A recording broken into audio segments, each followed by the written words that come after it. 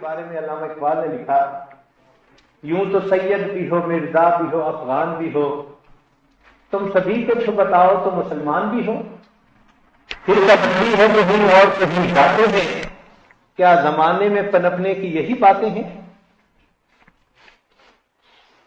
ایک جگہ کہا، وطن میں تم ہو نصارا تو تمدن میں ہنود، یہ مسلمان ہیں جنہیں دیکھ کے شرمائیں یہود۔ تو نام کے مسلمان مگر زندگی بالکل آزاد منشن و گوان، جو جی میں آئے وہی کرنا ہے۔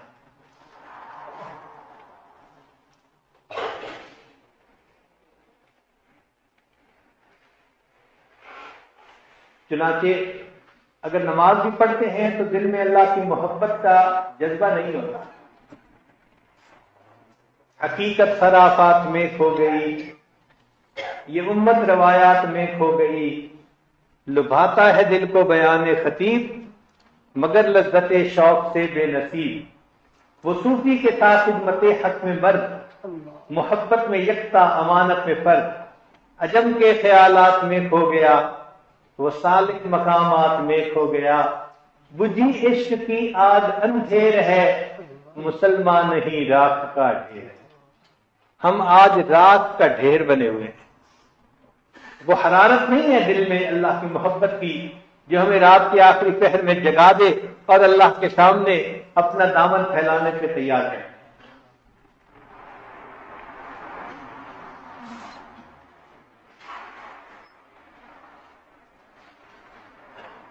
کس قدر تم پہ گراں صبح کی بیداری ہے، ہم سے کب پیار ہے ہاں نیند تمہیں پیاری۔ فجر پڑھنا مشکل ہے، جو دن میں کام کر کے تھکے آتے ہیں ان کے لیے عشاء پڑھنی مشکل ہے، اور جو شام کو باہر کھانوں کے لیے نکلتے ہیں وہ رات اتنی دیر سے سوتے ہیں کہ فجر کی نماز پڑھا۔ تو یہ زندگی کی ترتیب کہ جس میں انسان اپنی من مرضی کی زندگی گزارا ہے، جو جی میں آتا ہے وہ کرتا ہے، یہ نفس امارہ کی زندگی۔ چنانچہ ایک صاحب سے عرفات کے میدان میں کسی نوجوان نے پوچھا قریب میں کہ بابا جی کیا حال ہے؟ آگے سے جواب دینے لگے، جو گزر جائے واہ واہ۔ اب اس کے چہرے پہ نہ سنت نظر آتی تھی نہ اس کی زندگی میں نماز نظر آتی تھی۔ ایسی زندگی کہ جس میں نماز ہی نہیں ہے اور بوڑھا ہو گیا، وہ آگے سے جواب دے رہا ہے کہ جو گزر جائے وہ واہ واہ ہے۔ حالانکہ یہ تو آہ آہ والی زندگی ہے، یہ تو افسوس والی زندگی ہے، مگر صرف دنیا کو سامنے رکھا اور دنیا کی لذتوں کو رکھا اور اسی پر زندگی گزر۔ یہ زندگی کی ایک دوسری ترتیب ہے۔ اس کے بارے میں علامہ اقبال نے بہت اچھے اشعار لکھے، فارسی کے ہیں، عقل تو زنجیر یہ افکار غیر، کہ تیری عقل وہ غیر کی جو خیالات ہیں ان کی ایک زنجیر ہے، یعنی کفار کی سوچیں وہ تیرے دماغ میں۔ عقل تو زنجیر یہ افکار غیر، در گلوئے تو نفس ازتار غیر۔ تیرے گلے کے اندر جو سانس چل رہی ہے نا وہ بھی لگتا ہے کہ غیر کی جو ہے نا ایک تار ہے۔ بر ضمانت گفتگوہا مستعار، تیری زبان پر جو گفتگو ہے یہ بھی ادھار لی ہوئی ہے۔ در دلے تو آرزوہا مستعار، اور تیرے دل میں جو آرزویں ہیں یہ بھی مستعار لی گئی ہیں۔ کمریانت را نواہ خاص کا، سروہایت را صباہ خاص کا، تیری کمریوں کی جو نغمے ہیں وہ بھی دوسروں سے لیے گئے، اور تیرے جسم پر جو کپڑے ہیں وہ بھی دوسروں کے، یعنی جو کپڑوں کی بناوٹ ہے وہ بھی غیروں والی۔ آ نگاہ سر ما ذاب البصر، وہ ہستی کہ جن کی آنکھ کبھی کج نہیں دیکھتی تھی، یعنی اللہ کے محبوب صلی اللہ علیہ وسلم، ان کی طرف اشارہ ہے۔ آ نگاہ سر ما ذاب البصر، اللہ نے ان کی شان میں فرما دیا ما ذاغ البصر وما طغى، فرماتے ہیں کہ سوئے قوم خیش باز آید اگر اللہ کے وہ محبوب ہماری اس قوم کی طرف دوبارہ واپس آ جائیں تو ہمارے حال کو دیکھ کر فرمائیں گے لست منی گویدت مولائے ما، میرے آقا یہ فرمائیں گے کہ تو مجھ سے نہیں ہے، تو میرا امتی نہیں ہے، وائے ماں ہے، وائے ماں ہے، وائے افسوس میرے اوپر، افسوس میرے اوپر۔ تو آج ہماری زندگی ایسی بن گئی کہ ہمیں اللہ کے محبوب صلی اللہ علیہ وسلم دیکھیں تو وہ کہیں یہ میرا امتی کہاں ہے، یہ تو من مرضی کی زندگی گزارنے والا بندہ ہے۔ ایک تیسری زندگی ہے، وہ ہے نفس لوامہ کی زندگی، کہ آدمی گناہ کر بیٹھتا ہے مگر نادم ہوتا ہے، شرمندہ ہوتا ہے۔ ایسے لوگ دین پہ عمل کرتے ہیں، علم بھی حاصل کرتے ہیں، مدارس میں جا کے پڑھتے بھی ہیں، مگر صرف حال کی حد تک رہتے ہیں، ان پر حال نہیں آتا۔ بیت بھی ہوتے ہیں تو ایک رسمی طریقے پر جو اوراد وظائف کیے جاتے ہیں، معاملات بتائے جاتے ہیں، وہ بھی کرتے ہیں۔ تو ظاہر میں تعلق بھی ہوتا ہے مگر اس تعلق سے فائدہ اٹھایا نہیں جاتا۔ تو ظاہر داری تو ہوتی ہے مگر حقیقت نہیں ہوتی، درنگی کی زندگی ہوتی ہے۔ لوگوں میں زندگی اور ہے، جلوت میں زندگی اور ہے، اور خلوت میں زندگی اور ہے۔ ان کی زندگی میں ایک خاص چیز کہ شریعت کا جو حکم طبیعت کے مطابق ہوگا اس پر عمل کر لیں گے، اور جو طبیعت کے خلاف ہوگا اس میں طبیعت پر عمل کریں گے، شریعت پہ چھوڑ۔ گویا ماننی نفس ہی کی ہے یہ درنگی کی زندگی۔ ہمارے مشائخ نے فرمایا درنگی چھوڑ دے یک رنگ ہو جا، سراسر موم ہو جا یا سنگ ہو جا۔ یہ درنگی کی زندگی حقیقت میں منافقت کی زندگی ہے، نفاق ہے یہ، کہ اوپر سے لا الہ اور اندر سے کالی بلا، اوپر سے میاں تسبیح اور اندر سے میاں تسبیح۔ یہ اللہ کے سامنے درنگی نہیں چل سکتی۔ چنانچہ یہ نفس امارہ والی زندگی بھی ناقص زندگی ہے۔ قیامت کے دن کچھ لوگ ہوں گے وہ ایمان والوں کے ساتھ کھڑے ہوں گے، ایمان والوں کے سروں پر نور ہوگا، ایمان کا نور ہوگا، اور ان کے سروں پر نور نہیں ہوگا۔ قرآن مجید میں ہے یوم یقوم المنافقون والمنافقات للذین آمنوا، منافق مرد اور منافق عورتیں ایمان والوں سے یہ کہیں گے انظرونا، ذرا ہماری طرف توجہ کیجئے، نقتبس من نورکم، ہم تمہارے نور سے فائدہ اٹھا لیں۔ اس کی مثال ایسی کہ جیسے ایک آدمی کے ہاتھ میں ٹارچ ہو اور دوسرا ساتھ چل رہا ہو تو وہ کہتے ہیں ذرا ٹارچ ادھر کر رہا ہے، میں بھی دیکھ لوں آگے کوئی پتھر تو نہیں، کھڈا تو نہیں۔ تو وہ لوگ بھی یہی کہیں گے کہ بھئی آپ کے سروں پر تو نور ہے، ذرا نور کا رخ ادھر کر دیجئے کہ ہم بھی اس سے فائدہ اٹھا لیں۔ قیل ارجعوا وراءکم فالتمسوا نورا، ان کو کہا جائے گا کہ جاؤ واپس دنیا میں، یہ نور تو وہاں ملتا ہے، اس نور کو حاصل کرنے کی منڈی یہ دنیا ہے،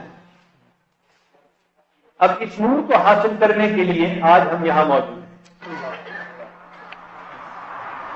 لیکن اس نور کو حاصل کرنے کے لیے وہ دوغلا پن چھوڑنا پڑتا ہے، یہ نفس کی پوجا، اس سے توبہ کرنی پڑتی ہے۔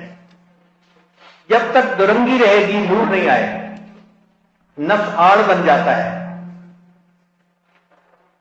جیسے آپ کے سامنے روشنی ہو لیکن کوئی بندہ درمیان میں آ کے کھڑا ہو جائے تو آپ پڑھ نہیں سکتے، آپ کہتے ہیں ذرا آپ ایک طرف ہٹیں، سایہ ہے مجھے پڑھائی نہیں۔ اسی طرح یہ نفس بھی آڑ بن جاتا ہے بندے اور ایمان کے درمیان، تو ایمان کی روشنی اس کو نہیں فائدہ دے پاتی۔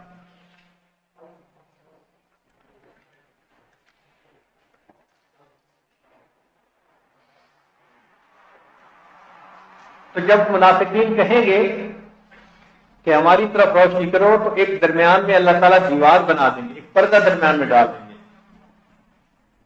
فضرب بینہم بسور لہ باب باطنہ فیہ الرحمہ وظاہرہ من قبلہ العذاب. اندر اس کے رحمت ہوگی جہاں ایمان والے ہوں گے، اور جہاں منافقین ہوں گے وہاں عذاب ہوگا.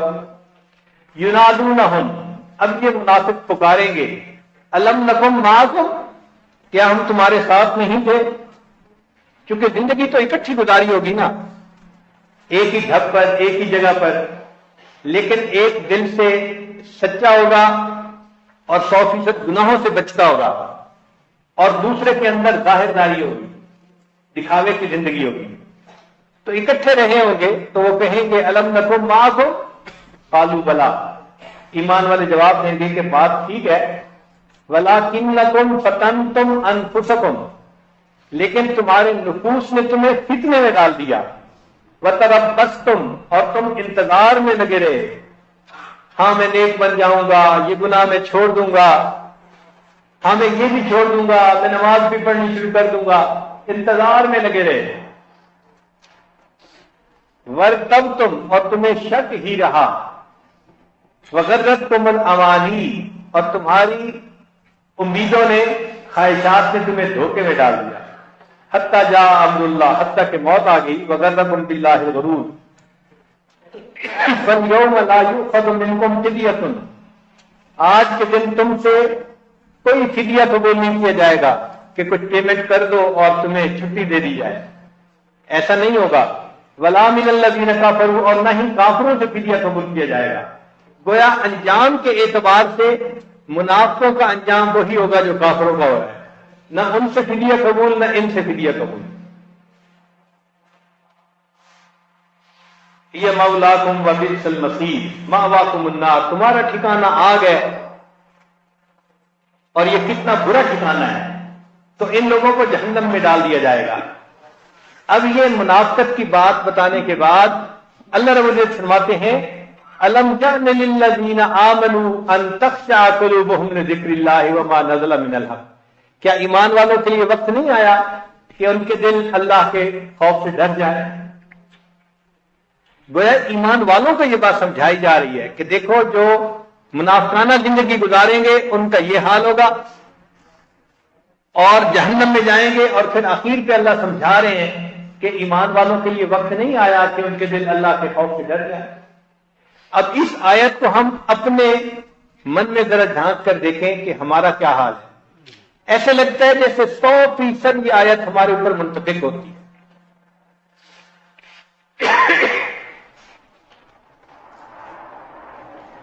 آگے فرمایا ولا یکونوا کالذین اوتوا الکتاب من قبل، اور یہ ایمان والے اپنے سے پہلے اہل کتاب کی مانند نہ بنے.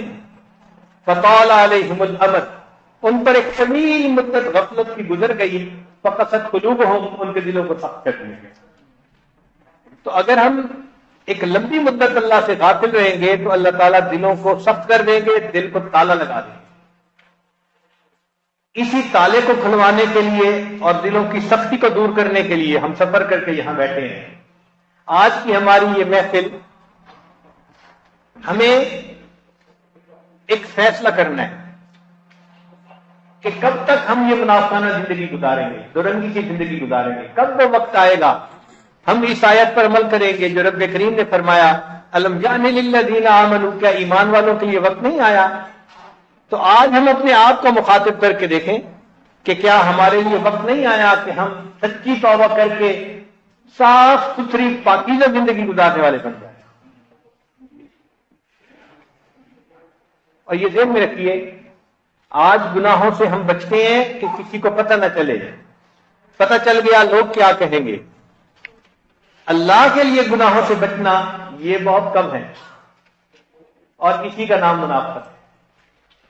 چنانچہ جو بندہ اپنی من مرضی کی زندگی گزارنے والا ہو وہ نفس کا پجاری ہوتا ہے. زن پرستی، زر پرستی، شہوت پرستی، یہ سب کی سب بت پرستی کی اقسام ہے. خدا پرستی کوئی اور بھی ہے.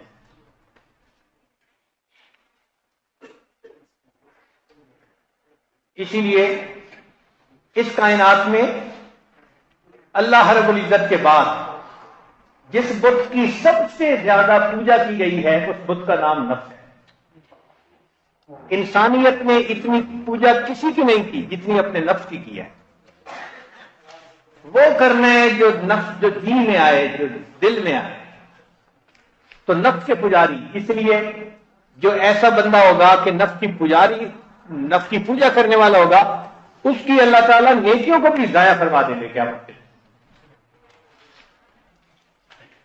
اللہ تعالیٰ چاہتے ہیں کہ بندہ میرا ہی بندہ بن کر رہے، توحید چاہتے ہیں، اس لیے اللہ تعالیٰ کو شرک بہت برا لگتا ہے۔ فرمایا ان اللہ لا یغفر ان یشرک بہ ویغفر ما دون ذلک لمن یشاء، کہ اللہ تعالیٰ شرک کو تو معاف نہیں کریں گے، اس کے علاوہ کوئی گناہ تم کر کے آؤ گے تو اللہ تعالیٰ چاہیں گے تو معاف فرمائیں۔ حسن بصری رحمۃ اللہ علیہ فرمایا کرتے تھے محفل میں، ہم نے توحید ایک دھوبن سے سیکھی، ہم نے توحید ایک دھوبن سے سیکھی۔ تو کسی نے پوچھا کہ حضرت کیسے؟ فرمانے لگے کہ میرا پڑوسی دھوبی تھا، ایک رات میں اپنے گھر کی چھت پہ رات کے وقت نفل پڑھ رہا تھا، عبادت کر رہا تھا، تو میں نے محسوس کیا کہ ہمسائے میں میاں بیوی کے درمیان کچھ بحث مباحثہ ہو رہا ہے، تلق کلامی ہو رہی ہے۔ تو میں نے ذرا غور سے سنا تو معاملہ یہ تھا کہ وہ دھوبی دوسری شادی کرنا چاہتا تھا، تو بیوی اس سے جھگڑا کر رہی تھی اور کہہ رہی تھی کہ دیکھ تیرے اس گھر میں نے غربت برداشت کی، جو کپڑے دیے میں نے وہی پہنے، جو تم نے کھلایا میں نے وہی کھایا، ہر قسم کی تنگی ترشی برداشت کی، ہر قسم کی مصیبت میں نے تمہارا ساتھ دیا، اور میں تمہاری خاطر اور بھی اس قسم کی پریشانیاں برداشت کر سکتی ہوں، لیکن اگر تم مجھے یہ کہو کہ کسی اور سے شادی کرنی ہے، مجھے یہ برداشت نہیں ہوتا، پھر میں یہاں نہیں جاؤں گی، میں چلی جاؤں۔ فرماتے ہیں اس عورت کی بات سن کے میں نے قرآن مجید پہ نظر ڈالی تو مجھے یہ آیت سامنے آئی کہ اللہ تعالیٰ فرماتے ہیں ان اللہ لا یغفر ان یشرک بہ، اگر تم کسی اور کی پوجا کرو گے اللہ اس گناہ کو تو معاف نہیں کریں گے، ہاں اس کے علاوہ کوئی گناہ ہوگا اللہ معاف کرے گا۔ اور یہ بات واقعی سمجھ میں آتی ہے، اس لیے بعض علماء نے لکھا کہ توحید میں اور شرک میں نقطے کا فرق ہے، ایک نقطے کا فرق ہے۔ اس کو سمجھنا اور مثال سے تو یوں سوچیں کہ خامن یہ چاہتا ہے کہ بیوی کہے میں آپ کی ہی بیوی ہوں،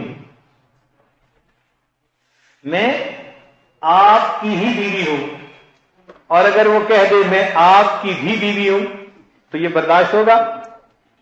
کبھی برداشت نہیں ہوگا، اسی وقت طلاق دینے کے لیے تیار ہے۔ تو جس طرح خامن کو اندر غیرت ہے، وہ برداشت نہیں کرتا کہ بیوی مجھے کہے کہ آپ کی بھی بیوی ہوں، وہ کہے گا یہ نقطہ ہٹاؤ، آپ ہی کی بیوی ہوں۔ اللہ تعالیٰ بھی یہی کہتے ہیں کہ میرے بندے یہ نقطے ہٹاؤ کہ اللہ آپ کی بھی مانتا ہوں اور نفس کی بھی مانتا ہوں، پر میں نہیں، مجھے وہ بندہ چاہیے جو یہ کہے اللہ آپ کی ہی مانتا ہوں۔ تو آج کی اس محفل میں ہمیں اس بات پہ غور کرنا ہے کہ ہم اپنی زندگی کی ترتیب کو آج بدلیں گے اور اللہ کی بھی ماننا اس سے نکل کر اللہ کی ہی ماننا اس زندگی کو اپنائیں گے۔ چنانچہ جو اپنے نفس کی پوجا کرتے ہیں، ایک حدیث ہے سالم مولا ابی حذیفہ، یہ وہ صحابی ہیں کہ جن کے بارے میں نبی علیہ السلام نے فرمایا کہ سالم کا سینہ گلے تک ایمان سے بھرا ہوا ہے۔ ان کے بارے میں نبی علیہ السلام کا یہ فرمانا کہ سالم کا سینہ گلے تک ایمان سے بھرا ہوا ہے، اتنا اللہ نے ان کو کامل ایمان دیا تھا۔ وہ یہ حدیث کی روایت کرتے ہیں کہ قال رسول اللہ صلی اللہ علیہ وسلم یؤتی باقوام من ولد آدم یوم القیامت، لایا جائے گا اولاد آدم میں سے بعض گروہوں کو، جماعتوں کو، معہم حسنات، ان لوگوں کے ساتھ ان کی نیکیاں بھی ہوں گی، کأنہا مثل جبال تہامہ، تہامہ جزیرۃ العرب کا بڑا پہاڑ ہے، تو نبی علیہ السلام نے اس کا نام لیا کہ تہامہ پہاڑ کے برابر ان کی نیکیاں ہوں گی. آپ سوچیں وہ کتنی نیکیاں کرنے والے ہوں گے کہ جن کی نیکیاں اللہ کے محبوب صلی اللہ علیہ وسلم فرماتے ہیں کہ پہاڑوں کے برابر ہوگی. حتی اذا دنوا یعنی واشرفوا علی الجنت نودی فیہم لا نصیب لکم فیہا. حتیٰ کہ جب وہ جنت کے قریب پہنچیں گے تو ان کو آواز دی جائے گی کہ تمہارا اس میں کوئی حصہ نہیں. ان کو سالم عرض کرتے ہیں، فرماتے ہیں کہ میں نے عرض کیا اے اللہ کے حبیب صلی اللہ علیہ وسلم، یا رسول اللہ دل ہؤلاء القوم لنا حتی نعرفهم، آپ ذرا اس قوم کی علامات بیان کر دیجئے تاکہ ہم اس قوم کو پہچان لیں. اور اگلی بات بڑی عجیب ہے، فوالذی، قسم کھا کر کہا کہ اس ذات کی قسم بعثک بالحق، جس نے آپ کو حق دے کر بھیجا، لقد خشیت ان اکون منہم، مجھے ڈر ہے کہیں میں ہی ان میں سے نہ ہوں. یہ فرق ہے کہ صحابہ کرام بات سنتے تھے، اپنے آپ کو فوراً دیکھتے تھے کہ کہیں میں اس میں تو شامل نہیں ہوں. تو نبی علیہ الصلوۃ والسلام نے ان کے سامنے بات کی کہ کچھ لوگ ہوں گے جو پہاڑوں برابر نیکیاں لائیں گے اور ان کو کہا جائے گا جنت میں تمہارا کوئی حصہ نہیں. وہ صحابی ڈر گئے اور کہتے ہیں کہ اللہ کے رسول ان کی علامات بیان کر دیجئے، مجھے ڈر لگ رہا ہے ایسا نہ ہو کہ میں ان میں سے نہ ہوں کہیں. فقال، نبی علیہ السلام نے فرمایا، اما انہم کانوا یصومون، جان لو، اما جان لو، انہم کانوا یصومون، یہ وہ لوگ ہوں گے جو روزہ رکھتے ہوں گے، ویصلون، اور نمازیں بھی پڑھتے ہوں گے، ویقومون لیلہم، اور رات کو تہجد بھی پڑھتے ہوں گے. جو روزہ بھی رکھے، نماز بھی پڑھے، رات کو تہجد بھی پڑھے، اس کا مطلب ہے کہ ظاہر میں تو وہ بڑی دیندارانہ زندگی گزار رہا ہے نا.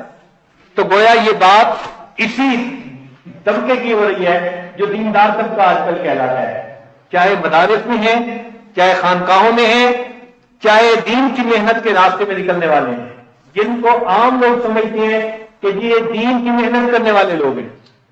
یہ انہی کی بات ہو رہی ہے. نماز بھی پڑھتے ہوں گے، روزے بھی رکھتے ہوں گے، تہجد بھی پڑھتے ہوں گے. وَيَقُومُونَ لَيْلَهُمْ وَلَكِنَّهُمْ إِذَا شَرَعَ لَهُمْ شَيْءٌ مِّنَ الْحَرَامِ وَثَبُوا عَلَيْهِ، لیکن جب کوئی حرام کرنے کا موقع ان کے سامنے آئے گا وہ حرام کی طرف کود پڑیں گے. ان کی یہ بات ہو، یہ علامت ہے ان کی. چنانچہ دیندارانہ زندگی گزارنے والے ذرا کمپیوٹر سامنے آتا ہے تو انگلی فوراً پڑ جاتی ہے، پہنچ جاتے ہیں اس جگہ پر. کہیں فیس بک ہے اور کہیں انٹرنیٹ کی گندگی ہے اور کہیں الٹی سیدھی تصویریں ہیں. اس وقت اگر ڈر ہوتا ہے تو یہ کہ بس بیوی کو پتہ نہ چلے کہ وہ پرابلم کرے گی، اور اگر بیوی کا ڈر نہیں تو گھنٹوں بیٹھے ہیں. اس کا مطلب یہ کہ باقی زندگی دین والی ہوگی، لیکن جب گناہ کا موقع آتا ہوگا تو وہ کود پڑتے ہوں گے گناہ کی طرف. ان کو اپنے اوپر کنٹرول نہیں ہوگا، ان کا نفس بے قابو ہو جائے گا اس وقت. یہ ان کی علامت ہوگی. اب ہم سوچیں کیا ہماری زندگی میں بھی ایسے لمحات ہیں کہ جب ہمارے اوپر کوئی خیال ذہن میں آتا ہے اور شہوت سوار ہوتی ہے تو ہم اس شہوت کو پورا کرنے کے لیے حرام طریقے کو اختیار کر لیتے ہیں. ہمارے سامنے سے غیر محرم گزرتی ہے، ہماری آنکھ قابو میں نہیں ہوتی، کبھی ہم جھوٹ بولتے ہیں، کبھی دھوکہ دیتے ہیں، کبھی مالی بدعنوانی کرتے ہیں. اگر یہ حرکتیں ہم کرتے ہیں اور شکل صورت وضع قضا بھی دین والوں کی بنائی ہوئی ہے، اس کا مطلب کہ یہ حدیث ہمارے ہی بارے میں ہے. نبی علیہ السلام نے ارشاد فرمایا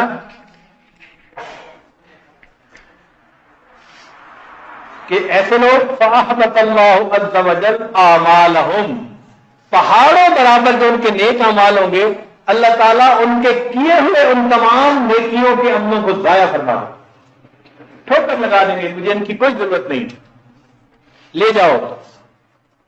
تو پہاڑوں برابر نیکیاں بھی اللہ کے یہاں قبول نہیں ہوگی، کیونکہ شرک ایسی چیز ہے.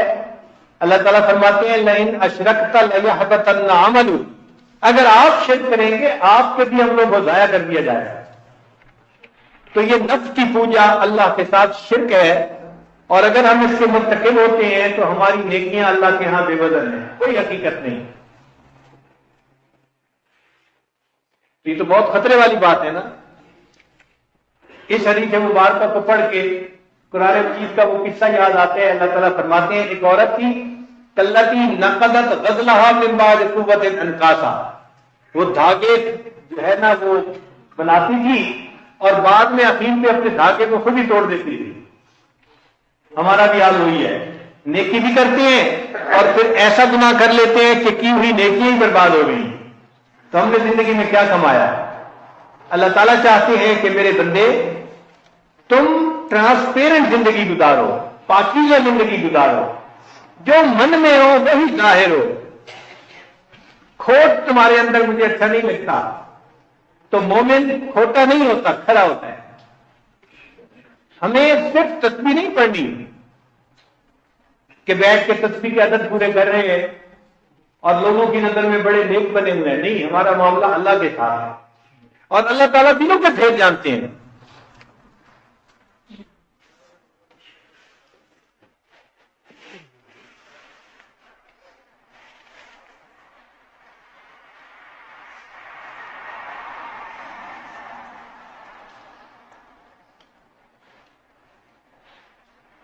تو جب اللہ رب العزت کے ساتھ معاملہ ہے تو پھر خلوت اور جلوت میں ہماری زندگی نیکی ہی پر ہونی چاہیے۔ تو آج کی محفل میں ہم نے یہ ارادہ کرنا ہے کہ اللہ کی جو 10 دن ہم آئے ہیں یہ اسی زندگی کو اختیار کرنے کی نیت سے آئے ہیں، فقط کوئی الفاظ واز سننے کے لیے نہیں آئے۔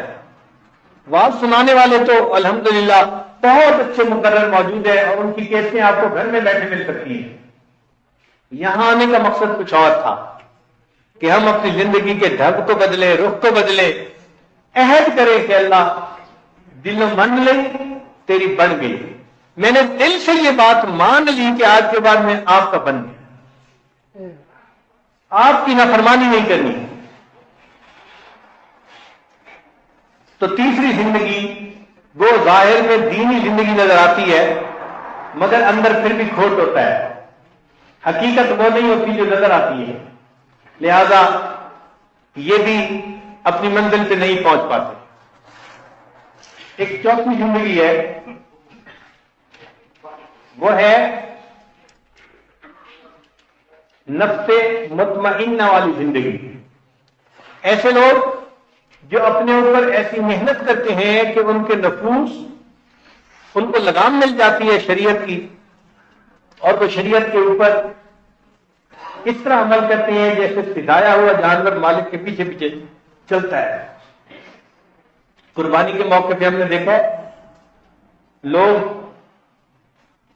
مینڈے رکھتے ہیں، بکریاں رکھتے ہیں، تو ان کو چند دن پالتے ہیں نا، تو جب گھر سے نکلتے ہیں نا تو ان کو رسی بھی ڈالی ہوتی ہے، وہ پالتو جانور پیچھے پیچھے بھاگ رہا ہوتا ہے، جب تک مالک چلتا رہا وہ چلتے رہتے ہیں، جہاں کھڑا ہوا وہ کھڑے ہو جاتے ہیں، مالک نے دائیں ٹرن لیا تو وہ دائیں مڑ جاتے ہیں، بائیں ٹرن لیا تو بائیں مڑ جاتے ہیں۔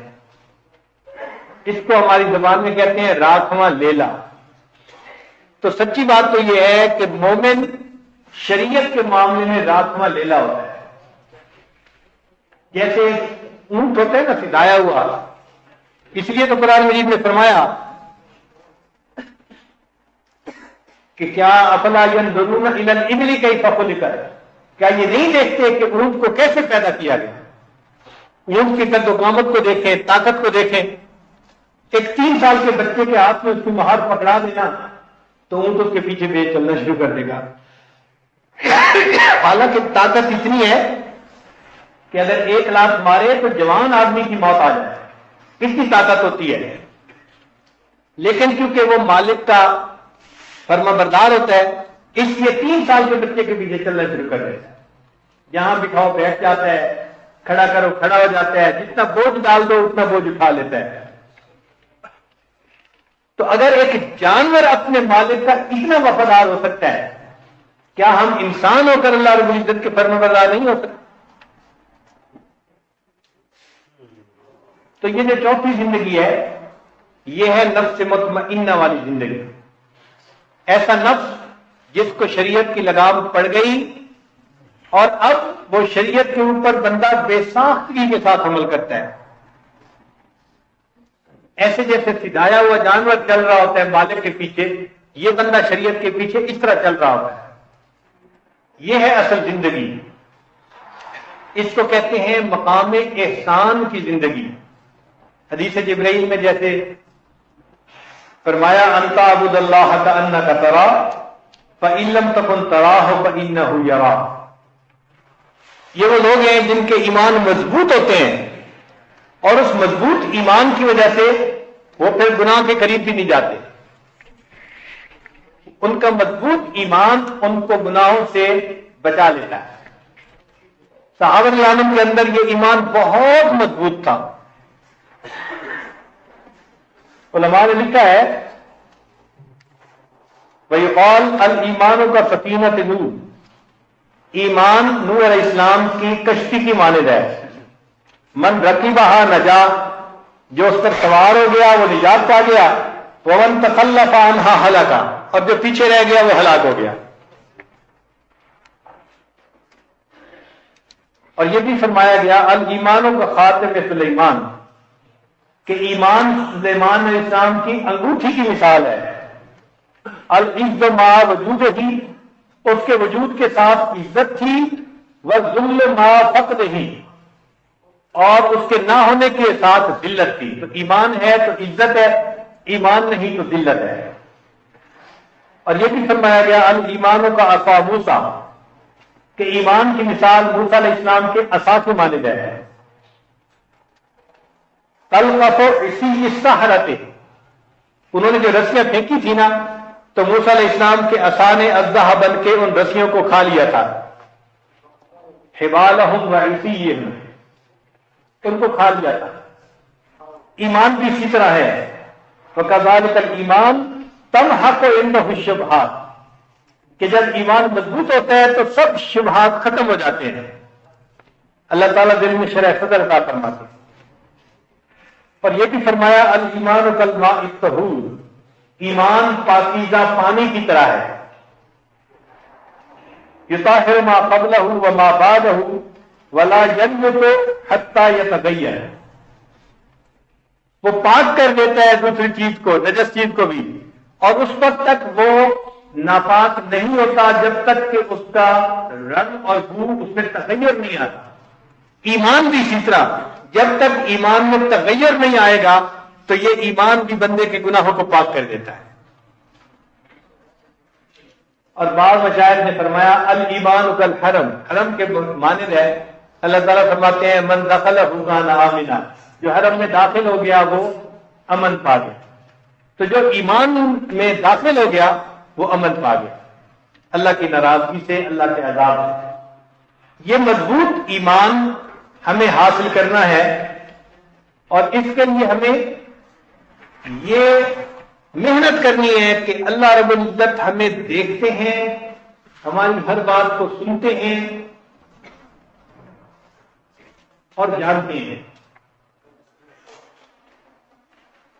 یہ مستقل ایک محنت ہے۔ چنانچہ ہمارے جو اسباق کیے جاتے ہیں ان اسباق میں جو مشاربات کے اسباق ہیں ان میں یہ کیفیت ہوتی ہے کہ یوں محسوس ہوتا ہے کہ بندہ ہر وقت اللہ کے سامنے ہے۔ اس کو مراقبہ معیت کہتے ہیں۔ ہوا معکم اینما کنتم، وہ تمہارے ساتھ ہے تم جہاں کہیں بھی ہو۔ اس کیفیت کو حاصل کر لیا جائے تو پھر بندہ یوں محسوس کرتا ہے کہ جیسے ہر وقت میں اللہ کے سامنے ہوں، وہ میرے ہر عمل کو دیکھ رہے ہیں، میری ہر بات کو سن رہے ہیں۔ یاد رکھیں غیر محرم کی طرف جب ہماری نظر اٹھتی ہے تو ہماری نظر اس کی طرف بعد میں اٹھتی ہے، اس سے پہلے اللہ کی نظر ہم پہ پڑ رہی ہوتی ہے۔ ہماری نظر بعد میں اٹھتی ہے، اللہ تعالیٰ پہلے ہمیں دیکھ رہے ہوتے ہیں یہ کر کیا رہا۔ چوریاں آنکھوں کی اور سینوں کے راز جانتا ہے سب کو تو اے بے نیاز، تو پروردگار سب جانتا ہے۔ جب گناہ کا ارادہ دل میں پیدا ہوتا ہے اللہ کو وہ بھی معلوم ہوتا ہے۔ پھر بندہ گناہ کے لیے جا رہا ہوتا ہے اللہ کو وہ بھی معلوم، پھر گناہ کر رہا ہوتا ہے اللہ اس کو کرتا ہوا بھی دیکھتے ہیں، اور پھر کرنے کے بعد جب وہ دوبارہ کہتے ہیں اللہ اب مجھ سے غلطی ہو گئی معاف کر دیجئے، اللہ تعالیٰ پھر اس علم کے بعد بھی اس کو معاف فرما رہے ہیں. اے اللہ آپ کے علم پہ اور علم پہ قربان جائے. اتنا علم اور اس کے بعد اتنا علم، تو یہ احساس دل میں پیدا کرنا ہے. یہی مومن اور کافر کی زندگی کا فرق ہے کہ کافر کو یہ احساس نہیں ہوتا کہ بھئی میں اللہ کے سامنے ہوں.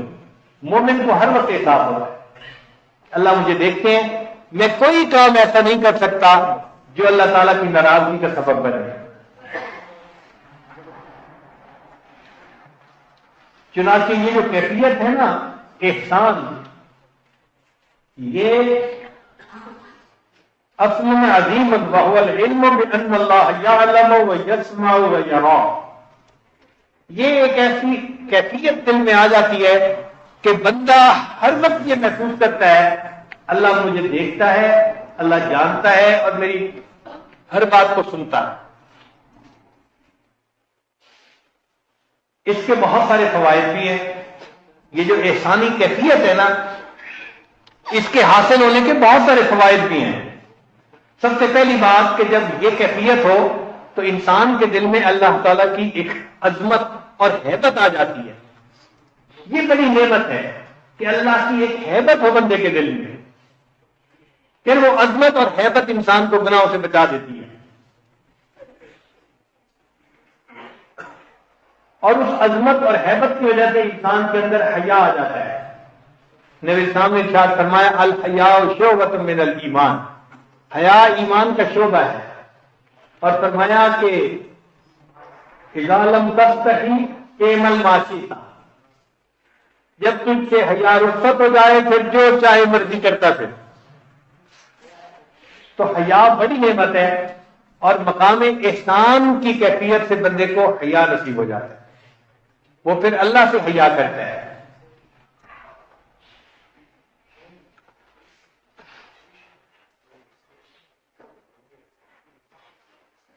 اور دوسرا اس کا جو من ثمرات ہی، دوسرا اس کا جو ہے وہ نتیجہ یہ نکلتا ہے تحقیق علم البلوى والاکتفاء بعلم اللہ تعالی عن الشکوى، کہ انسان کو دین کے کام میں جو بھی مشکلات پیش آتی ہیں وہ مخلوق سے ان کا شکوہ نہیں کرتا.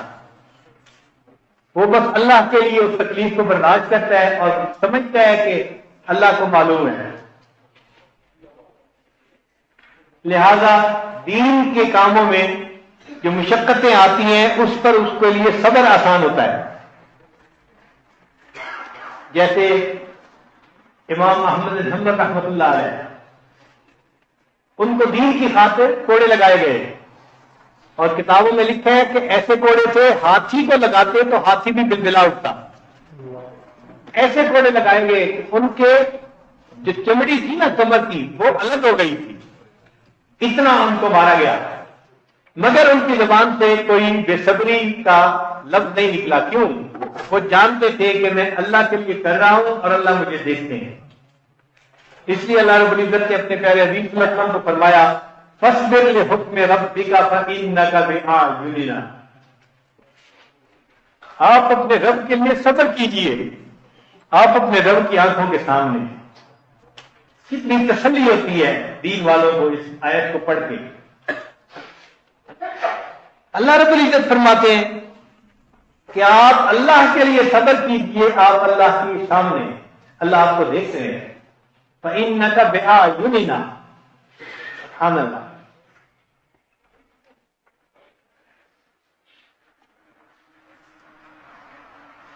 اسی وجہ سے یہ لوگ ان مشقتوں میں بھی مخلوق کی مدد نہیں چاہتے، اللہ ہی کی طرف رجوع کرتے ہیں.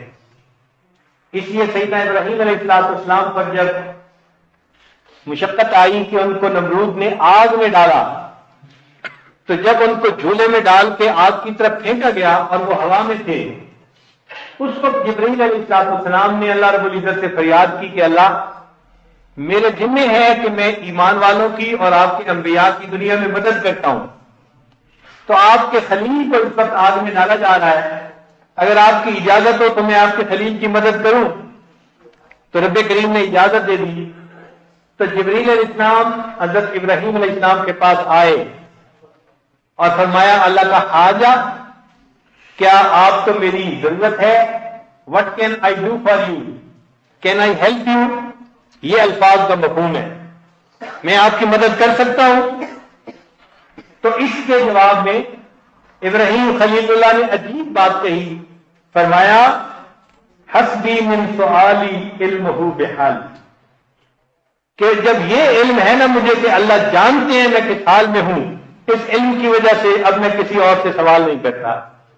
جب اللہ کو معلوم ہے کہ میں اس حال میں ہوں، اب مجھے کسی اور کی مدد کی ضرورت نہیں ہے۔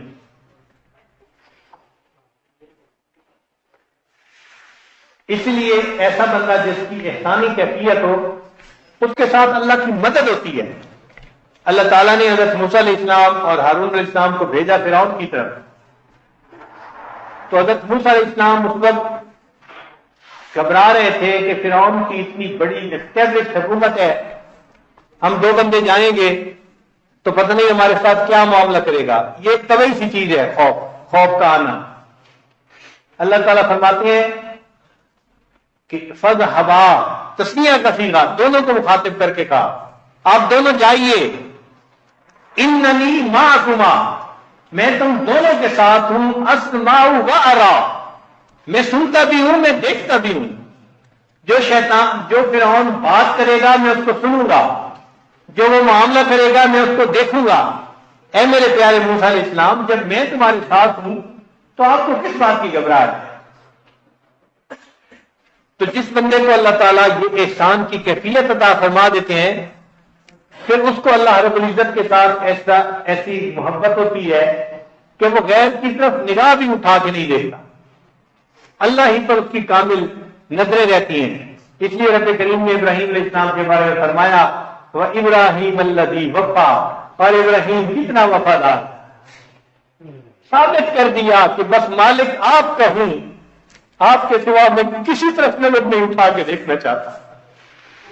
یہ احسان کی کیفیت جب ہمارے اندر آئے گی تب اللہ کی بارگاہ میں قبولیت ہوگی، اور جب تک درنگی ہے، دکھاوا ہے، چھپے گناہ ہے، تب تک ہمارا معاملہ وہی ہے جو تہامہ کی برابر نیکیاں لے کے آنے والوں کے ساتھ، اور یہ خطرے کی بات ہے۔ ہم اپنی نیکیوں پہ فریفتہ نہ ہوا پھریں، ہم بڑا ذکر کرتے ہیں، تہجد پڑھتے ہیں، ہم نے کتنے لوگوں کو دین کی طرف مائل کیا، یہ ساری نیکیاں ہوا منصورہ بنا دی جائیں گی اگر ہماری زندگی سے چھپے ہوئے گناہ نہیں نکلیں گے۔ تو اس لیے اس رمضان کی جو مجالس ہیں ان میں پہلی مجلس کو اس لیے منتخب کیا کہ ہم دل میں ایک عہد کریں، اور پورے 10 دن ہی ہم نے محنت کرنی ہے، یعنی 10 دن مستقل آپ نے دن رات یہ سوچ رکھنی ہے کہ میں اللہ کے سامنے ہوں، اللہ مجھے دیکھتے ہیں، میں لیٹا ہوا ہوں، اللہ مجھے دیکھ رہے ہیں، میں اٹھ رہا ہوں، میں چل رہا ہوں، میں بول رہا ہوں، ہر بات میری سنتے ہیں، ہر کام میرا دیکھتے ہیں۔ یہ معیت کا جو استحضار ہے یہ ہم نے اپنے اندر پیدا کرنا ہے، اور محنت کرنے سے یہ کیفیت انسان کو نصیب ہو جاتی ہے۔ محنت بھی کریں گے پھر اللہ سے مانگیں گے بھی صحیح، تو اللہ تعالیٰ مہربانی فرمایا کرے۔ ہمارا معاملہ ایسا ہی ہے جیسے ایک چھوٹے بچے کا ہوتا ہے، 1 سال کا بچہ مشکل سے کھڑا ہو سکتا ہے، اب باپ چاہتا ہے کہ میں اس کو چلنا سکھاؤں تو وہ کیا کرتا ہے، وہ اس کو کھڑا کر کے نا 2 فٹ دور ہو جاتا ہے، بیٹا میری طرف آؤ۔ باپ کو بھی پتا ہوتا ہے یہ چلنا نہیں جانتا، لیکن وہ کہتا ہے کہ میری طرف آؤ۔ اب باپ کی ریکوائرمنٹ یہ ہوتی ہے یہ قدم تو اٹھائے نا، اور وہ بچہ اگر قدم اٹھاتا ہے نا اور ڈولنے لگتا ہے تو گرنے سے پہلے باپ اٹھا کے سینے سے لگا لیتا ہے۔ ہمارا بھی معاملہ یہی ہے کہ اللہ تعالیٰ چاہتے ہیں اے میرے بندے تم میری طرف قدم تو بڑھاؤ نا، اگر ڈولنے لگو گے میں تمہیں ڈولنے نہیں دوں گا، میں تمہاری حفاظت کر لوں گا، میں نفس کی خباثتوں سے اور شیطان کی مکاریوں سے تمہیں بچا کے دکھاؤں گا، تم میری طرف قدم تو بڑھاؤ گا۔ تو ہم اس اعتکاف میں یہ نیت کر کے بیٹھے وقال انی مہاجر الی ربی، میں اپنے رب کی طرف ہجرت کر رہا ہوں۔ تو ہم گناہوں سے ہجرت کر کے نیکی کی طرف آ جائیں، نفس کی پوجا سے ہجرت کر کے اللہ کی عبادت کی طرف آ جائیں۔ یہ مقام احسان کی کیفیت تب ہمیں حاصل ہوگی۔ اس لیے سیدنا عمر فاروق عنہ کا ایک قول ہے، مگر کیا خوبصورت بات کہی ہے. فرمایا کرتے تھے قال عمر بن الخطاب افضل الذکر ذکر اللہ انما حرم اللہ، کہ افضل ذکر وہ ہے کہ جب انسان کے سامنے کوئی گناہ کا موقع پیش آئے اس وقت مجھے خدا یاد آ جائے. جس کو اس وقت خدا یاد آ گیا یہ ذاکر ہے. تصویر پھیرنے والا ذاکر نہیں ہے. ذاکر وہ ہے جو گناہ کے موقع پہ رب کو یاد رکھے. ہمیں گناہ کے موقع پہ کون یاد آتا ہے؟ تبھی تو ہم گناہ کا ارتکاب کر لیتے ہیں. تو اس لیے اس کیفیت کو پانے کے لیے ہمیں سیریس ہو کے محنت کرنی ہے. یہ ہماری زندگی کا مسئلہ ہے. سالوں کی عبادتیں ضائع کر دی جائیں گی اگر انسان نفس کی پوجا کرتا ہو. ہمیں اس خفی شرک سے نکلنا ہے. ایک ہوتا ہے شرک جلی کہ انسان درختوں کو سجدہ کرے، بتوں کو سجدہ کرے، یہ شرک جلی کہلاتا ہے. ایک ہوتا ہے شرک خفی کہ انسان اپنے نفس کے سامنے جھک جائے، نفس کی چاہت آئی اور انسان نے گناہ کے لیے قدم اٹھا دیا. اس شرک کے خفی سے بچنے کی ضرورت ہے. اس لیے نبی علیہ السلام نے فرمایا مجھے اپنی امت پر سب سے زیادہ جو ڈر ہے وہ چھپے ہوئے شرک کا ڈر ہے کہ یہ اپنے نفس کی پوجا کریں گے. اور واقعی آج ہم ایسے ماحول میں زندگی گزار رہے ہیں کہ ہماری زندگیوں میں چھپے گناہ ہیں. ان سے سچی توبہ کرنے کے لیے ہم یہاں پر اکٹھے ہوئے ہیں. اللہ رب العزت ہمیں سچی توبہ کی توفیق عطا فرمائے اور ہمیں اللہ تعالیٰ ایسی اپنی ہیبت عطا فرما دے، خشیت عطا فرما دے کہ ہم گناہوں سے بچ جائیں. چنانچہ کتابوں میں ان بزرگوں کے واقعات بھی لکھے ہیں کہ جن کے سامنے گناہ کی دعوت پیش آئی اور اس وقت ان کو رب یاد رہا، خدا یاد رہا. مرہ منصور ابن عماد فوجد شابا یحدث امرأة. منصور ابن عماد ایک بزرگ تھے، وہ جا رہے تھے، انہوں نے ایک نوجوان کو دیکھا کہ کسی عورت کے ساتھ باتیں کر رہا ہے. فانصرف الشاب وتقدم منصورا الى المرأة. ان کو دیکھ کے وہ نوجوان تو کھسک گیا تو منصور اس عورت کے قریب گئے وکلمہا، اور اس سے جا کے انہوں نے بات کی اور یہ کہا ان تذهب معه الى بیتہ، کہ بھئی تم میرے ساتھ میرے گھر میں آ جاؤ. فمشت خلفہ الى ان دخل منزلہ، وہ پیچھے پیچھے چلی اور ان کے گھر میں آ گئی. فقالت، پھر انہوں نے اس کو بٹھا دیا اور خود نماز پڑھنے میں لگ گئے اور نماز بھی لمبی پڑھی. جب لمبی نماز پڑھی فطول علیہا فلما سلم، جب سلام پھیرا قالت لہو، وہ عورت کہنے لگی یا ھذا طولت علیہ، تو نے اتنی لمبی نماز پڑھی اور مجھے اتنا انتظار کروایا. قال لہا، انہوں نے اس کو پھر کہا ما تقولین فی رجل علیہ حق باربعۃ شہود والحاکم یعلم بہ، کہ تم اس شخص کے بارے میں، اس ملزم کے بارے میں کیا کہتی ہو جس کو 4 گواہ بھی دیکھ رہے ہیں اور جو جج ہے وہ بھی اس کو دیکھ رہا ہے. تو بھئی ایسا ملزم جس کے 4 گواہ بھی ہوں اور جج بھی اس کو دیکھے تو اس کو تو یقینی سزا ملے گی. تو جب انہوں نے یہ کہا تو وہ عورت کہنے لگی کیا مطلب؟ وہ کہنے لگے دیکھیں 2 فرشتے تمہارے اور 2 فرشتے میرے، یہ 4 گواہ ہمیں دیکھ رہے ہیں اور اللہ تعالیٰ بھی ہمیں دیکھ رہے ہیں، ہم اس سزا سے کیسے بچ سکیں گے؟ کہتے ہیں کہ اس کا اس عورت کے دل پہ اتنا اثر ہوا کہ وہ عورت اس گناہ کو چھوڑ کے وہاں سے واپس چلی. تو ان لوگوں کے سامنے بھی گناہ کی مواقع پیش ہوتے تھے مگر ان کو صرف اللہ یاد رہتا تھا. کانا طاؤس الیمانی، ایک بزرگ تھے طاؤس یمانی، مکہ میں رہتے تھے، بہت خوبصورت تھے. فراودته امرأة عن نفسه، ایک عورت نے ان کو گناہ کا مطالبہ کیا، فلم یزل حتی اتی بہا الی المسجد الحرام، وہ بیت اللہ کی طرف جا رہے تھے، بات بھی کرتے رہے اور چلتے بھی رہے۔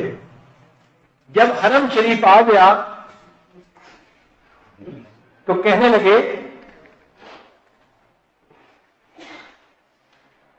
اقضی ما تریدین، اچھا جو تم کہہ رہی تھی چلو میں تمہارا مطالبہ پورا کر دیتا ہوں۔ قال، اب کہنے لگی کہ ھذا الموضع والناس ينظرون، اس جگہ پر جہاں اتنے لوگ دیکھنے والے ہیں۔ قال، انہوں نے فرمایا فالحیاء من نظر اللہ احق، اللہ سے حیا کرنا وہ زیادہ حق ہے بنسبت اس کے کہ مرد لوگ دیکھ رہے ہیں۔ فتابت المرأۃ، اس عورت نے توبہ کر لی، وحسنت توبتها، اور اس کی توبہ بہت اچھی تھی۔ تو عورتیں گناہ کے لیے کہتی تھیں اور ان لوگوں کو اس وقت بھی اللہ یاد ہوتا تھا۔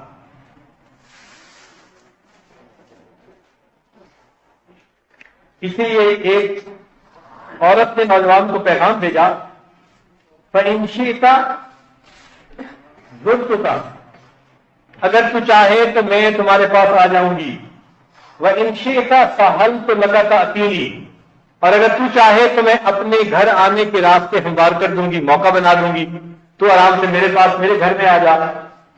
اس نوجوان نے آگے سے جواب بھیجا، انی اخاف اللہ رب العالمین، انی اخاف، میں ڈرتا ہوں، ان عصیت ربی عذاب یوم عظیم، اگر میں اللہ کی نافرمانی کروں گا تو مجھے قیامت کے دن بڑا عذاب دیا جائے۔ گناہ کا موقع پیش ہو رہا ہے اور آگے سے وہ نوجوان یہ جواب دے رہا ہے۔ یہ ہے مقام احسان والی کیفیت۔ اس لیے ابو بکر رحمت اللہ علیہ ایک بزرگ تھے، ان کا نام پڑ گیا المسکی، مسک خوشبو ہوتی ہے نا، مشک کی خوشبو، تو ان کا نام مسکی پڑ گیا۔ کیوں کہ جا رہے تھے کہیں، ایک عورت ان کے معاملے میں بدنیت تھی، اس نے اپنی کام والی کو کہا کہ بھئی اس مرد کو کسی طرح گھر میں بلاؤ، تو کام والی بڑھیا کتنے کی بڑھیا، وہ جلدی جلدی گھر سے باہر نکلی جب یہ گزر رہے تھے، اور کہنے لگی کہ گھر میں ایک بیمار ہے، ذرا اس کی خبر لے لیں۔ یعنی ایسی بات کی کہ جیسے کوئی بندہ کہتے ہیں جی دعا کر دیں، بیمار ہے شفا ہو جائے۔ یہ سادہ بندے تھے، سمجھنے لگے کہ کوئی بیمار ہے تو چلو میں فاتحہ پڑھ دیتا ہوں، الحمد پڑھ کے اس کو جو ہے نا وہ دم کر دیتا ہوں، دعا کر دیتا ہوں۔ جب یہ اندر گئے پتہ چلا کہ ایک نوجوان خوبصورت عورت ہے، کہنے لگی کہ میں آپ کو روز آتے جاتے یہاں سے دیکھتی تھی اور موقع کی تلاش میں تھی، آج میرے گھر میں خامن نہیں ہے، تمہیں میں نے بلا لیا تو میں چاہتی ہوں کہ تمہارے ساتھ گناہ کا ارتکاب کروں۔ اب یہ بھی اس نے کہا کہ اگر تم نے ویسے ہی نکلنے کی کوشش کی تو میں شور مچاؤں گی کہ تم میرے گھر میں داخل ہوئے تھے میری عزت لوٹنے کے لیے۔ یعنی اس نے دونوں طرف سے راستہ بند کر دیا، گناہ کر لو اگر آرام سے کرنا ہے، تو نہیں کرنا تو بدنام تو تمہیں میں کر ہی دوں گی۔ یہی عورتوں کی مکاری ہوتی ہے۔ چنانچہ جب اس سے یہ کہا تو اب وہ سمجھ گئے کہ بھئی اب ذلت ملے گی اگر میں یہاں سے نکلنے کی کوشش کروں گا۔ اللہ نے ان کے دل میں عجیب بات ڈالی، کہنے لگے کہ اچھا مجھے قضاء حاجت کی ضرورت ہے، تمہارے گھر میں کوئی بیت الخلاء ہے؟ تو اس نے کہا ہاں۔ تو یہ بیت الخلاء میں گئے۔ بیت الخلاء میں جب گئے تو وہاں پر نجاست پڑی تھی۔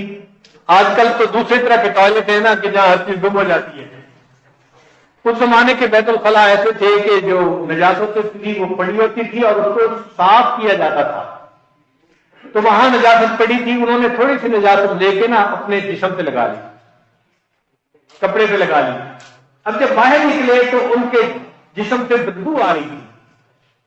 جب اس عورت کے قریب پہنچے تو وہ عورت کہنے لگی مجھے کیا پتا تھا کہ تو اتنا بے وقوف انسان ہے، اتنا جائے ہے، نکل جائے یہاں سے۔ یہ وہاں سے نکلے۔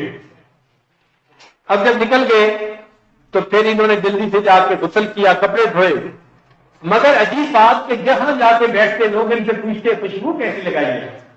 یہ کہتے میں نے تو خوشبو نہیں لگائی، جتنی زندگی باقی رہی ان کے جسم سے مشک کی خوشبو آتی رہی۔ کتابوں میں لکھا ہے کہ قال حاطب، ایک آواز آئی اور کہا لأطیبن ریحک فی الدنیا والآخرہ، میں دنیا اور آخرت میں تمہارے جسم کی مہک کو مشک کی خوشبو بنا دوں گا۔ تو یہ ہے افضل ذکر کہ انسان کو گناہ کے موقع پہ اللہ یاد آ جاتا ہے۔ اس لیے نبی علیہ السلام نے بنی اسرائیل کے ایک آدمی کی بات سنائی جس کا نام کفل تھا۔ وہ بہت ہی بدکار قسم کا انسان تھا، جب بدکاری کا موقع ملتا تھا تو گناہ سے پیچھے نہیں ہٹتا تھا۔ ایک مرتبہ کوئی عورت اس کے پاس آئی اور وہ ضرورت مند تھی، اس نے پیسے مانگے۔ اس نے اس سے کہا کہ میں تمہیں پیسے دے دوں گا، اس کے بدلے تم مجھے اپنی خواہش پوری کرنے دو۔ ایک مرتبہ تو عورت واپس چلی گئی، لیکن پھر حالات سے ایسی پریشان ہوئی کہ دوبارہ آئی۔ چھوٹے بچے تھے، فاقہ تھا، ماں سے برداشت نہیں ہوتا تھا۔ جب دوبارہ آئی تو اس نے پھر کہا کہ میں اتنے پیسے دوں گا، مجھے بدکاری کرنے دو۔ تو اس ضرورت کی وجہ سے وہ عورت خاموش ہو گئی، چنانچہ اس نے پیسے دیے۔ جب اس کے ساتھ بدکاری کرنے کا ارادہ کیا تو اس عورت کے چہرے پہ خوف تھا اور وہ کانپ رہی تھی۔ اس نے پوچھا کہ تم کانپ کیوں رہی ہو، کیا تمہیں میں پسند نہیں ہوں؟ اس نے کہا بات یہ نہیں ہے، میں نے یہ گناہ کبھی نہیں کیا، تم اللہ کی مہر کو مت توڑو۔ یعنی اس حاجت اور ضرورت کے وقت بھی اس عورت کو خدا یاد تھا، اللہ یہ اس کی بات کا اثر ایسا ہوا اس کے دل میں کہ کفل نے کہا کہ اچھا میں پیسے بھی تم سے واپس نہیں دوں گا، تم چلی جاؤ اور میں گناہ سے توبہ کرتا ہوں۔ اللہ کی شان اسی رات کفل کی موت لکھی تھی، چنانچہ جب موت آ گئی تو صبح اس کے دروازے پر لکھا ہوا تھا اللہ نے کفل کی توبہ کو قبول کرنا۔ مگر اس میں ایک نقطے کی بات یہ ہے کہ جس صحابی نے حدیث پاک کو روایت کیا وہ کہتے ہیں کہ میں نے یہ واقعہ نبی علیہ السلام سے ایک دفعہ نہیں، دو دفعہ نہیں، 25 مرتبہ یا اس سے زیادہ سنا ہوگا۔ یعنی 25 مرتبہ یہ واقعہ میں نے نبی علیہ السلام سے سنا ہوگا۔ تو 25 مرتبہ تو انہوں نے سنا اور کئی موقعوں پہ وہ نہیں بھی ہوں گے۔ اس کا مطلب یہ کہ اللہ کے محبوب صلی اللہ علیہ وسلم نے درجنوں مرتبہ یہ واقعہ سنایا۔ یہ واقعہ سنانے کا کیا مطلب تھا؟ بار بار کہ دل میں یقین آ جائے کہ اللہ تعالیٰ ہمیں دیکھتے ہیں اور ہم نے اللہ کی وجہ سے گناہ کو چھوڑ لیا۔ یہ احسان کی کیفیت تھی جو نبی علیہ السلام نے صحابہ کے دلوں میں پیدا کروا دی تھی اور جس کی وجہ سے پھر ان کی زندگی سے گناہ ختم ہو گئے۔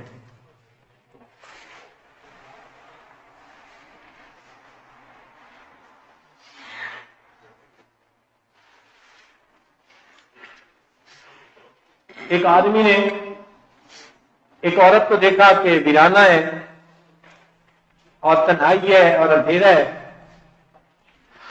تو کہنے لگا واللہ ما یرانا الا الکواکب، کہ اللہ کی قسم ہمیں تو اب ستاروں کے علاوہ اور کوئی نہیں دیکھ رہا۔ قالت، عورت نے کہا فإین مبعوثها، ان ستاروں کو پیدا کرنے والا پروردگار کہاں ہے؟ یہ واقعات بتاتے ہیں کہ ان کو خدا یاد آ جاتا تھا اس وقت۔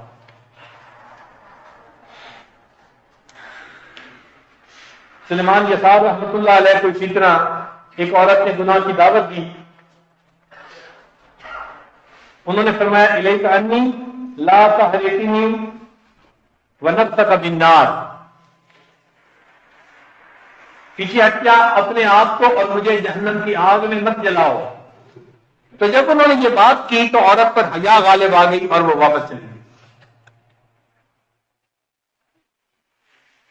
ایک آدمی نے کسی عورت سے کہا ھذا اللیل قد ذھب والصبح قد اقترب، کہ اب تو رات تقریباً گزرنے والی ہو گئی، صبح کا وقت قریب ہو گیا۔ وہ گناہ کی اس کو دعوت دے رہا تھا۔ قالت، اس نے جواب میں کہا ھکذا تفنی الشہوات وتنقطع اللذات، اسی طرح شہوات بھی ختم ہو جاتی ہیں اور لذات بھی ختم ہو جاتی ہیں۔ ہیہات ہیات انی اخاف العقوبۃ من اللہ، میں اللہ کے عذاب سے ڈرتی ہوں، قیامت کے دن مجھے اس پر عذاب ہوگا۔ چنانچہ یہ سارے واقعات بتاتے ہیں کہ عورت کی طرف سے گناہ کی دعوت، مرد کو خدا یاد آ گیا، کہیں مرد کی طرف سے گناہ کی دعوت، عورت کو خدا یاد آ گیا۔ یہ ہے افضل ذکر۔ اب بتائیں، ہمیں ذکر یاد ہوتا ہے؟ ہم یہ ذکر کرتے ہیں؟ ایک میسج آ جائے کسی کا، فوراً اس کا جواب مسجد کے اندر کھڑے ہوئے بھی دیں گے، فوراً کال سنیں گے، اور بہانے یہ بناتے ہیں جی کہ اس کی کال آ گئی تھی۔ بھائی شیطان کے ایجنٹ کی کال تو کبھی بھی آ سکتی ہے، ہم نے تو اللہ کے لیے اس سے بچنا ہے۔ تو اس لیے یہ مقام احسان والی کیفیت ہم نے ان دنوں میں اپنے اندر پیدا کرنی ہے، اور مستقل 24 گھنٹے یہ خیال رکھنا ہے ہم اللہ کے سامنے ہیں، اور ہم نے آئندہ گناہ کے موقع پہ اپنے رب کو یاد کرنے ہیں، تب ہم ذاکر بنیں گے۔ اگر اس کو خدا یاد نہ آیا تو پھر ہم غافل ہی رہیں گے۔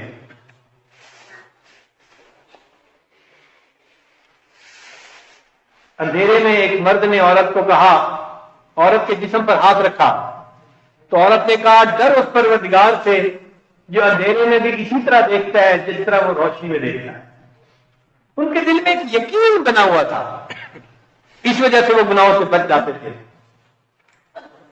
اللہ تعالی ہمیں بھی یہ یقین عطا فرمائے، یہ مضبوط ایمان عطا فرمائے، تاکہ ہماری زندگی سے بھی معصیت ختم ہو جائے۔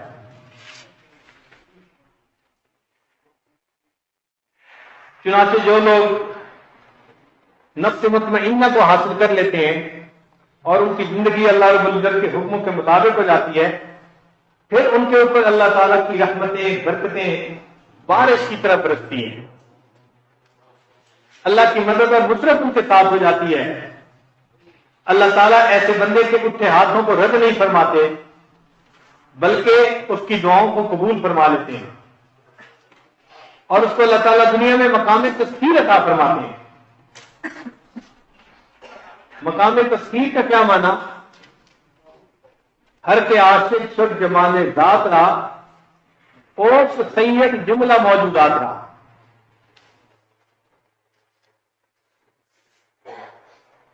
کہ جو اللہ تعالیٰ کے ذات کا عاشق بن جاتا ہے وہ تمام موجودات کا سردار بن جاتا ہے۔ جیسا ہی عمر اللہ عنہ، ان کا حکم آگ پہ چلا، ہوا پہ چلا، پانی پہ چلا، زمین پہ چلا، تو آگ، پانی، ہوا، مٹی، اس پہ ان کا حکم چلتا تھا، جنگل کے جانوروں پہ حکم چلتا تھا۔ یاد رکھیں، جس دل پر اللہ کا حکم چل گیا، اب اس بندے کا حکم لوگوں کے دلوں پہ چلتا ہے۔ اللہ ان کو دنیا میں قبولیت عطا، ثم یونکا القبول فی الارض، اللہ ان کو زمین میں قبولیت دے دیتے ہیں۔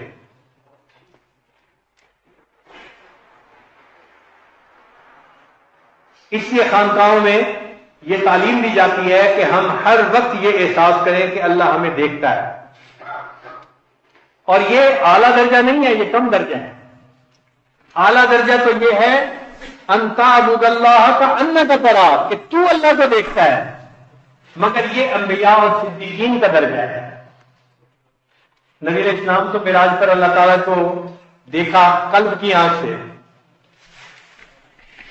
تو ان کی تو نماز ایسی تھی، اور صدیقین کی بھی نماز ایسی، لیکن ہم لوگ جو ہیں، ہم دوسرے درجے کے لوگ ہیں کہ کم از کم یہ احساس کرے کہ اللہ ہمیں دیکھ رہا ہے۔ یہ تو ایک بچہ بھی دل میں سوچ سکتا ہے نا، کوئی بھی سوچ سکتا ہے۔ تو ہم کم از کم نچلے درجے کی عبادت کرنے والے بن جائیں، اگر اعلیٰ درجے کی عبادت نہیں کر سکتے، کہ اللہ ہمیں دیکھتا ہے، ہم اللہ کے سامنے ہیں۔ یہ اسلام کا حسن ہے۔ اللہ تعالیٰ بندے کو پاک کرنا چاہتے ہیں، اس لیے قرآن مجید میں اللہ تعالیٰ فرماتے ہیں کہ اللہ تعالیٰ چاہتے ہیں یطہرکم، کہ تمہیں پاک کر دیا جائے۔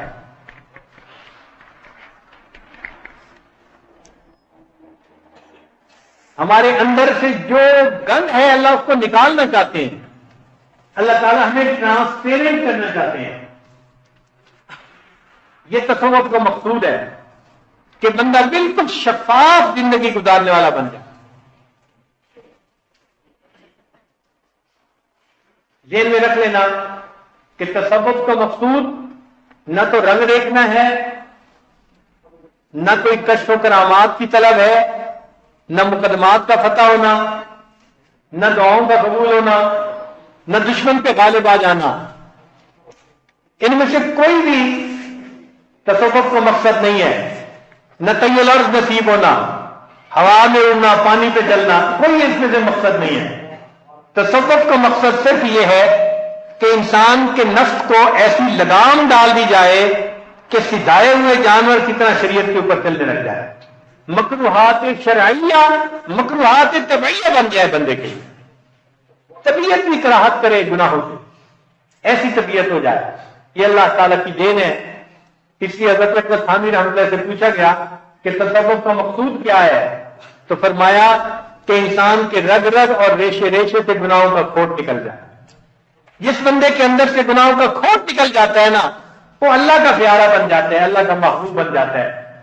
پھر اللہ رب العزت اس کو دنیا میں عزتوں سے نوازتے ہیں، عزتوں کے تاج پہناتے ہیں.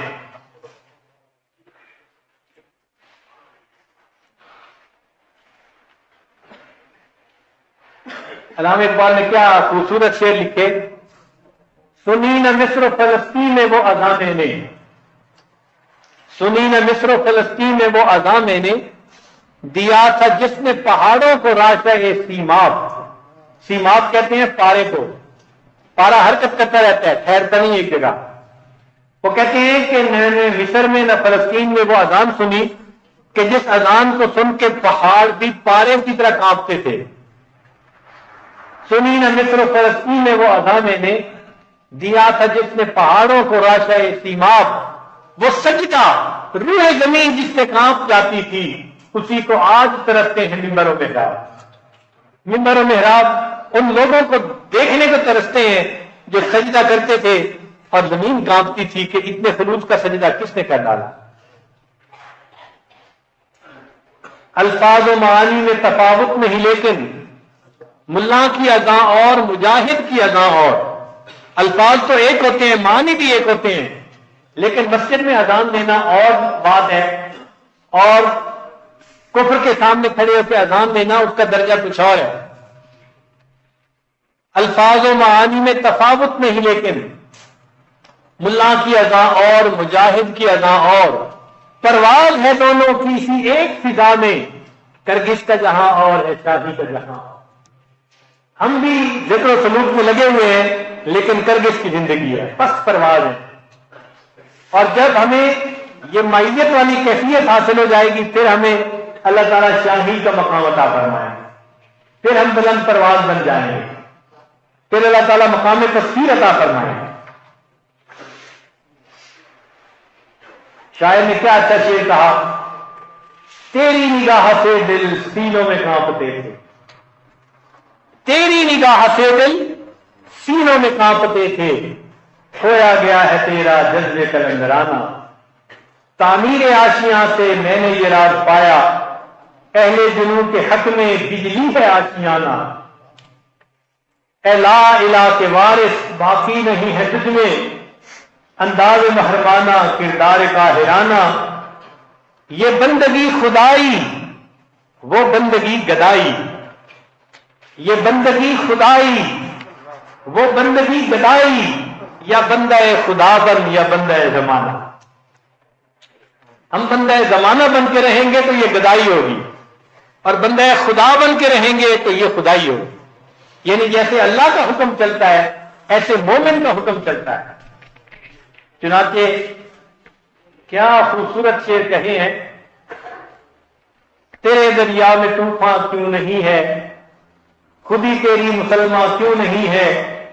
ابد ہے شکوہ تقدیر یزداں، تو خود تقدیر یزداں کیوں نہیں. کہ جب تو ایسا بن جائے گا تو تیری تقدیر بن جائے گی.